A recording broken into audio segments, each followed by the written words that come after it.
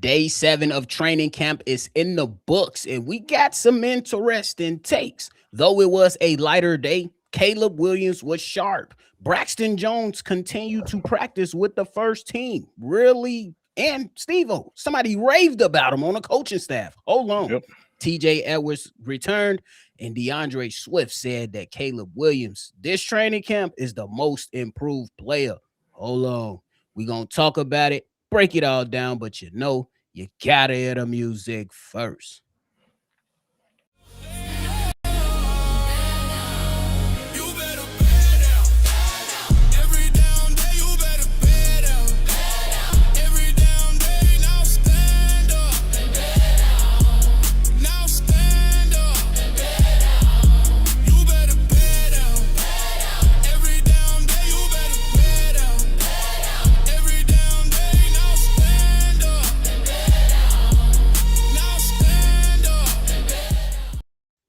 What's going on, Chicago Bears fans, and welcome back into another episode of Chicago Bears Central, your number one spot for everything Chicago Bears. I'm your host here, Bobby, joined by Steve-O. So if you're tuned in like what you're listening to today, make sure you hit that like button and subscribe to the channel. Steve-O, interesting stuff coming out of training camp today. Though it was a lighter day, according to the reporters that attended training camp, we had some interesting takeaways from it. And I want to kick this thing off. We're talking about DeAndre Swift dubbing Caleb Williams as this year's most improved player in camp. He went on to say this: just seeing his poise right now, his process. I'm here pretty much early so I can see the little things he's doing on the daily. Second year in the system, I just like his approach right now and his focus after being asked who's the most improved player. Steve-O, how you reacting to DeAndre Swift talking about our quarterback in this light? It's great news to hear, and players like the running back and receivers are going to be able to see the improvement off rip easily because they can tell what's more easy or catchable pass off rip just because they the ones that's dealing with them. And I think, especially with DeAndre, with him being behind everything, he's really seeing everything. He's seeing him diagnose plays. He's seeing him reading coverages. He's seeing the dynamic tight windows that he's making. And especially when you have a day that he had today, like Caleb was just locked in today. I think he in the 707 drill, he was 8 of 9, and I think he's 9 of 10, and he had 4 touchdowns. So bro was on one today. So especially when you have something like that, like, hey, he got the front row seat to see what the quarterback is really improving at, and he saw everything from behind him last year. So he got the vantage point. I think out of anybody next to the coaches, player wise, he's going to see the improvement of rip, especially just in training camp alone. So it's great to hear for sure. It's definitely great to hear, bro. We definitely hoping this can translate into the actual season, but it's good to hear that your quarterback is dialed in. It's good to hear reporters come out and say the command of the offense is way better, or quote unquote night and day, as we keep hearing from a number of people keep saying about the operation of the offense, and Caleb Wilson pretty much taking this off season seriously, losing weight, getting more dialed in, getting more comfortable within the system. This is what we want to hear. We want to see another step forward for Caleb Williams. I don't think he's ever going to be a 70% a 70% accuracy throwing quarterback. But hell, if he's shooting for it, I'm with it. I think I got him pegged in at I think 63%, 62% is good for a quarterback of his talent. But hey, strive for it. And C-Dub, they added on some of the reporters. Brad Briggs reported that the connection between Caleb Williams and Colston Loveland was on display yet again, capturing Colston Loveland capturing some of those passes in the red zone on the day that Caleb Williams was pretty much cooking in that red zone, which was pretty much the emphasis on today. But Steve-O, how good could this duo be if they really clicking on all cylinders with Caleb Williams and Colston Loveland? I mean, he could be his number one if you really be honest. Like, we seen it down the stretch, especially when Ron went down. Like, he was the next person he looked for when everything broke down. He looked for his tight end, and for 9 times out of 10, Costa came up with a play. and it could be very dynamic. It could be very Patrick Mahomes and Travis Kelsey because not necessarily because of the Patrick Mahomes comparison, but the Travis Kelsey comparison in Coastal Loving. They're very similar. They run very crispy routes. They very got very strong hands, and quite frankly, they're looked at as a wide receiver playing the tight end position at times. So that's the type of dynamic you can have between them two for sure. Let alone the rest of the tight end room that you already have. Yeah, bro, I think that'll be something that's crazy because you look around the league and you see those tight end quarterback duos 9 times out of 10, they putting up a lot of yards and a lot of points on the board. And they coming away with some wins, man. And I'm hoping that these two guys can definitely build that chemistry along with some of the others. We ain't gonna forget about them, but we know that a matchup nightmare is definitely Coast and Loveland weighted in the wins. This man set a playoff record as a rookie. Who Yep. knows? Steve-O, just off topic. I was watching Larry Fitzgerald playoff run to the Super Bowl. My God. I'm not Ridiculous. saying Coast and Lovely can do that, but damn, is that a great weapon to have if you can have a guy that just give me five receptions for a buck 20. Let me get 7 receptions for a buck 50. It'll be crazy, bro. It'll be And it really can get like that. I think he's good enough to do that. But I think both players are good enough to do that. So we shall see. It shall be interesting for sure. It shall absolutely be interesting, bro. But shout out to Caleb Williams for being sharp. Even though it was a lighter day, they definitely plan on getting a little bit more physical tomorrow. At least that's what some of the reports are suggesting. But Steve, I want to switch gears and talk about Braxton Jones, the forgotten one. Steve, I dubbed Braxton Jones the offensive Dominique Robinson. You can't get rid of him. Hey, He that's a keep good making the comparison. team, and you can't get rid of him for some Mhm. reason.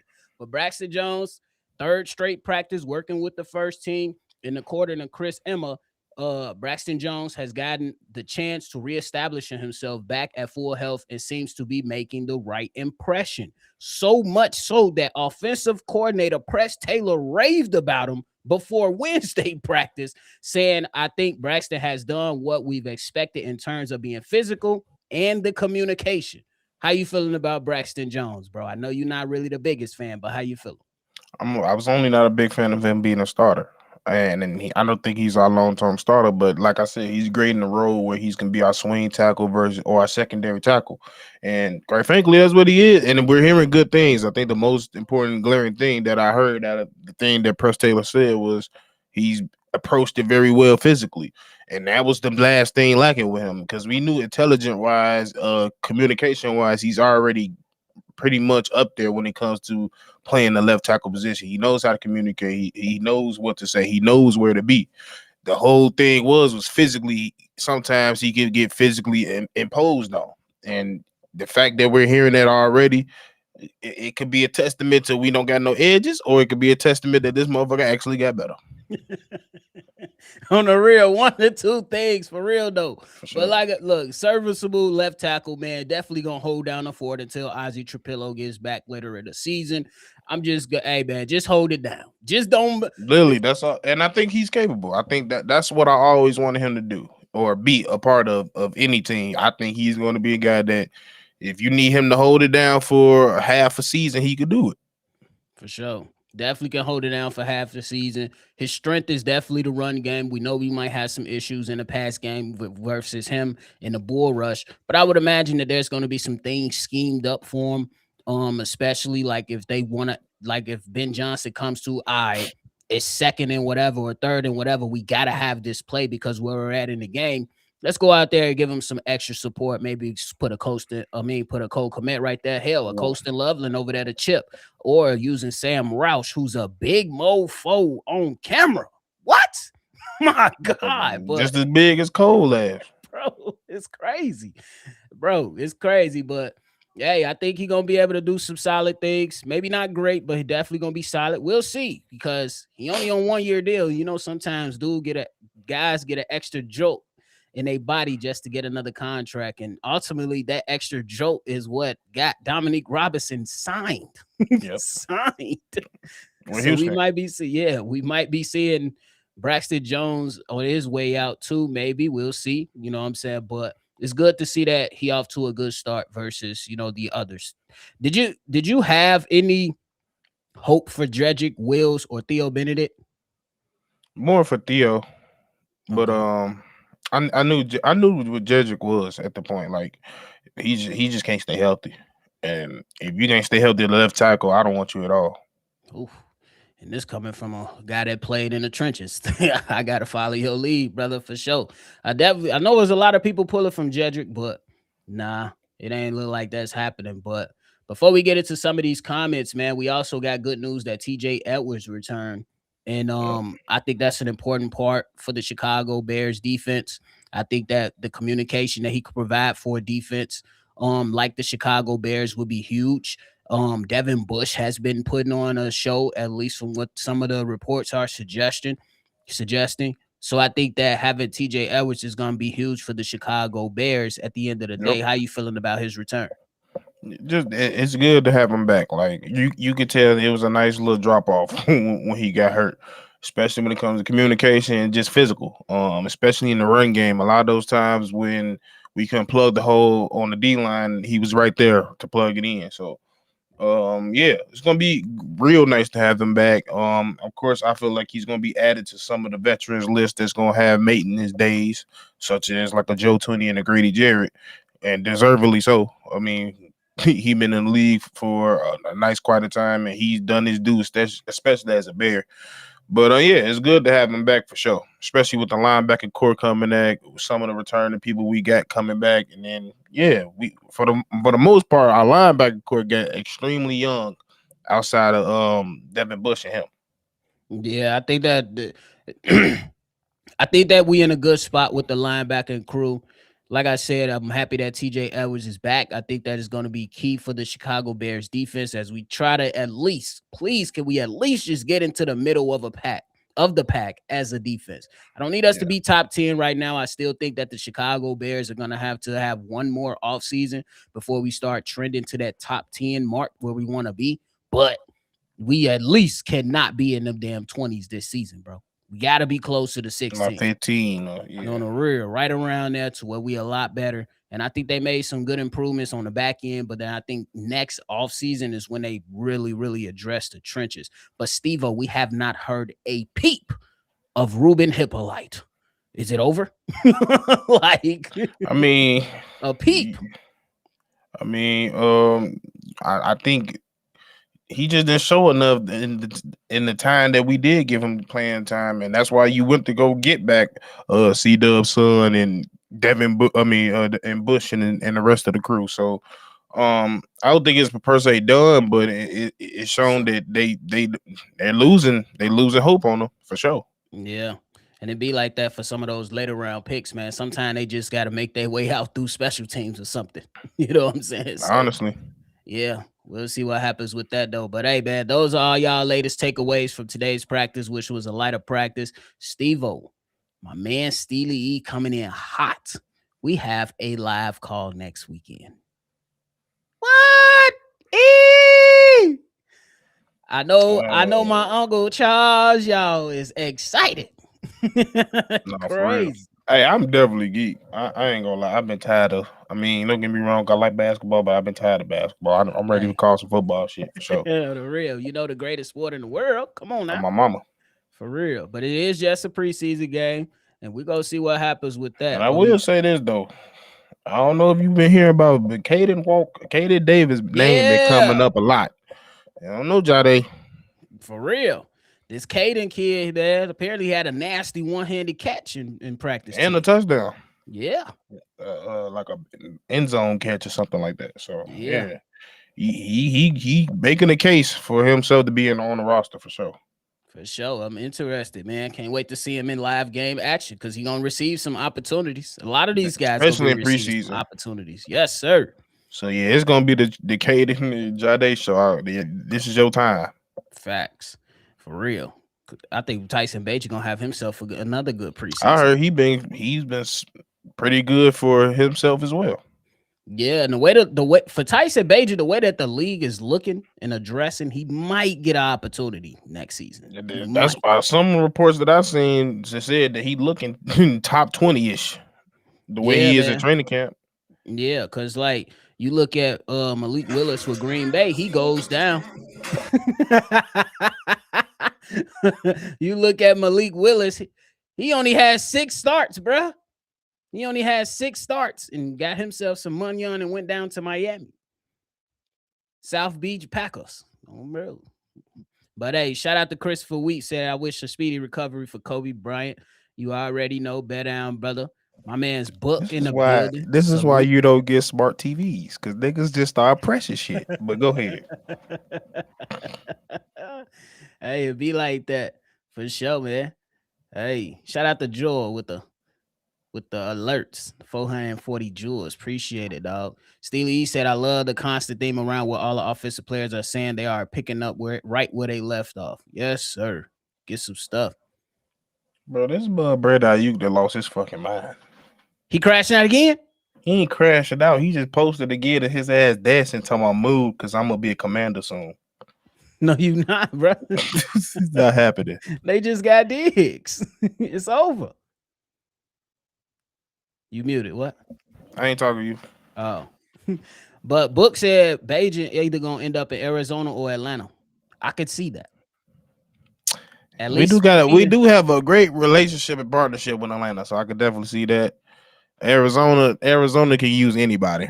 on the real. Absolutely can use anybody for sure. But hey man, what y'all think about the Bears DC? I like Dennis Allen. Um he showed more when it counted more. He got better as the season went on. I still think that he's lacking in a personnel that he wants. Me personally, Steve, what you think? I was just about to say I love Da. I mean, I loved him back when when he used to coach for the Saints. Even though I knew he wasn't the best head coach, but like you said, I think the main problem with him is he's doing what he can with the defense that's not all the way that he wants it because he does like his defense built a certain type of way, and for the most part, he's adapting with what he got. And I will say his second year was definitely better than his first year. So it shows his adaptability is getting stronger and stronger. And hey, he got some tools to work with, especially Yeah. with this year. I think it's a lot of late draft picks that he's gonna be hearing about. Like a Jordan Vandenberg, definitely one of them. I heard he had his suplexing niggas. What? That's what I was just about to say that because like for my football watchers, if you look at McDonald in Seattle, that's the type of personnel that Dennis Allen Yep. wants. He wants Mm-hmm. fast cornerbacks with length, and he wants a defensive line that he can rotate And they to keep big him as fresh. hell. Yeah. Yeah. So we almost there. We not quite there yet. That's why I say he's gonna make it work for this season, and there's no excuses for sure. But I think next offseason, after having this offseason of overhauling the defensive backs, next offseason you will see an overhauling of defensive linemen because you can come off some of those guys who still might have who guarantee money is gonna run out. You're gonna be done with them. And definitely gonna be done with them for sure.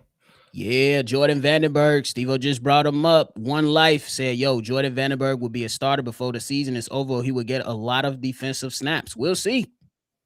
Hey, he making his presence felt. I like his tape. I like his athleticism. I think he can. I think Da would definitely find a place for him, especially if injuries start happening. I could definitely see it. But I don't know. You know, we also getting positive notes from Dio, Yeah. surprisingly. So He laughed and said, yeah, I seen that I'm the motivated Dio guy. Yeah. You guys better be motivated. you Game better one. motherfucker be motivated. You getting $20 million, motherfucker. That is your motivation. If you ain't motherfucking motivated, you could give that shit to a fucking school or something. Yeah, on the real. But what I liked about Jordan Vandenberg is that his defensive line at Georgia Tech was not good. But Nope, he he's the was only good. good one. He's the He only was good one. good. And he was moving through double teams and triple teams. So that shows me that he has something. Can he do it on the NFL level? We'll wait and see. Yeah, I like him Real. though. I like him though. Mhm. I expect to see some. I can't wait till the preseason. I can't even Bro, lie to you. what? This man Book said he gave somebody the rock bottom. On my mama, they gave his ass the cradle. On my mama, they gave his ass the hook, the judo flip. On my mama, how you gonna judo flip the center? Bro, it's Hey, you go crazy. judo flip the oldest center at that. You ain't right. That was, you know that was fucking right. One life said he was at training camp on Monday and Vandenberg was getting off the ball fast. He got a good quick He step. do he got literally. I think he had a score of 10 when it comes to athleticism, Yeah, he which did. was For his like number position. one for D tackle. So athletically, I don't think we got nothing to worry about. Can he read and can he be a good run stuffer? Because Hmm. if he do that, I'm sure I promise you, Da gonna find some way to put him on the field. That's a fact. That's a fact. It's crazy that hey, I ain't gonna lie, Dylan. I ain't gonna lie. While Dex might still be trying to, he ain't got that quick first step. He did get a career high 6 sacks last year. I don't know how Which is people gonna take that. pretty high for a D tackle. Yeah, And it's I like I said, I think it is like I told y'all when it come to Dex, the nigga went to the wrong college. They taught him the wrong thing to do. It is kind of hard to once you a certain age, yeah, you that's what you learn. And I think the real good thing with him is the fact that he's 6'5". So sometimes he could just reach and with good technique. I think that's his thing. If he worked on technique, that's the key to unlocking Dexter because getting off the ball fast just ain't is gonna be his thing. yeah. Cause you can see you can get off the ball fast, but if a lineman holds you up and they get Yeah. inside leverage, you're cooked. Yeah. And that's another thing. Low. He not low. He need to be low. Yeah, I agree. Boy, that's how you know I've been in football mode. I just watched this man Byron Murphy for Seattle. He Mhm. got this crazy ass leg drop against double teams. Oh my god, bro! What? I've been love watching him since Texas, bro. What? That motherfucker, To he know how gain to. leverage and not get moved out the way by the double team, and then be able to slip the double team to get uphill. Oh my Yeah, god, it's cause so and he impressive. perfect because he's one of those short D tackles that's like Yeah, 6'1", 6'2". So he'll just disappear under a goddamn pile and come through bro, that bitch. it's crazy. Yeah. I like I really like Murphy. Byron, one of my favorite players on that team for sure. For sure. Rod, appreciate the super chat. Said Vanden Hurt is his new name. We gonna see. Man, that hurt. Hey, Let's see what he do I hurt him, motherfuckers. on the real. But hey, man, I love hearing what we got to hear. But hey, Steve-O, got any final thoughts, brother? Nah, I think we covered it all. All right, y'all. We appreciate y'all for tuning in to another episode, man. Before y'all get up out of here, make sure y'all leave your feedback, hit that like button, and subscribe to the channel. We on our road to 30K over here. If you want more in-depth football topics, go and follow NFL Central. Me and Steve-O, we've been giving y'all at least 3 to 4 videos a week, breaking a number of things down around the NFL and giving y'all good analysis over there. So to chime in. If you want to be a part of the mailbag for Chicago Bears Central, though, the number to do so is 773-242-9336. We are the number one spot for everything Chicago Bears, man. I'm Bobby. That's Steve-O. Y'all already know. We're going to catch y'all on the next one for sure. Peace. This has been a presentation of the Break Media.